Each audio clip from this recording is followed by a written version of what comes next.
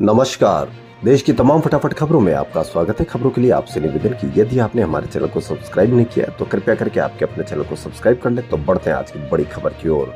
Supreme court ने बिल्किस बानो से सामूहिक बलात्कार और उनके परिवार के सदस्यों की हत्या के मामले में 11 दोषियों की समय पूर्व रिहाई को चुनौती देने वाली याचिकाओं पर सुनवाई हुई। जस्टिस वीवी नागरत्ना और जस्टिस उज्जवल भुइया की बेंच ने फैसला सुरक्षित रखा है। सुप्रीम कोर्ट ने रिहाई संबंधी सारे मूल दस्तावेज ट्रांसलेशन के साथ दाखिल करने को कहा है। दोनों पक्षों से 16 अक्टूबर तक लिखित दलील मांगी गई है। बिल्किस के साथ सामूहिक दुष्कर्म और उनकी 3 साल की बेटी सहित उनके 7 रिश्तेदारों की हत्या के लिए दोषी ठहराए गए 11 लोगों की समय से पहले रिहाई को चुनौती दी गई थी। 11 दिनों तक ये सुनवाई चली। बिल्किस जनहित याचिकाकर्ता और केंद्र व गुजरात सरकार की दलीलें सुनने के बाद फैसला सुरक्षित रखा। सुनवाई के दौरान सुप्रीम कोर्ट ने गुजरात सरकार पर बड़े सवाल उठाए।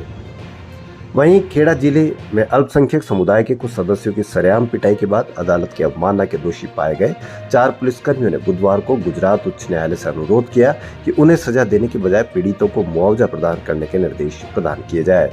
उन्होंने दलील दी कि सजा से कैरियर प्रभावित होगा। न्यायमूर्ति AS सुपैया और न्यायमूर्ति गीता गोपी की पीठ ने पुलिसकर्मियों के प्रस्ताव पर शिकायतकर्ताओं का जवाब जानने के लिए मामले को अगले सोमवार को सुनवाई के लिए सूचीबद्ध किया है। वहीं प्रियंका गांधी ने मंडला में बड़ी घोषणाएं करते हुए कहा कि कांग्रेस की सरकार आने पर जिस स्थान पर 50% से अधिक आदिवासी आबादी होगी वहीं 6ठी अनुसूची लागू की जाएगी। अनुसूचित जाति और अनुसूचित जनजाति के बैकलॉग पद तत्काल भरे जाएंगे। इसी के साथ उन्होंने कांग्रेस द्वारा पढ़ो और पढ़ाओ योजना लागू करने का ऐलान करते हुए कहा कि इसके तहत 1ली से 12वीं कक्षा तक स्कूली शिक्षा निःशुल्क दी जाएगी।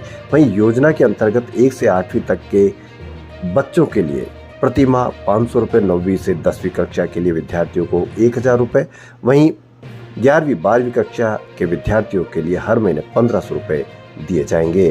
कांग्रेस की तरफ से बड़ी घोषणाएं यह पढ़ो और पढ़ाओ योजना और आदिवासी बहुल इलाकों में 6ठी अनुसूची जारी करने की बात की।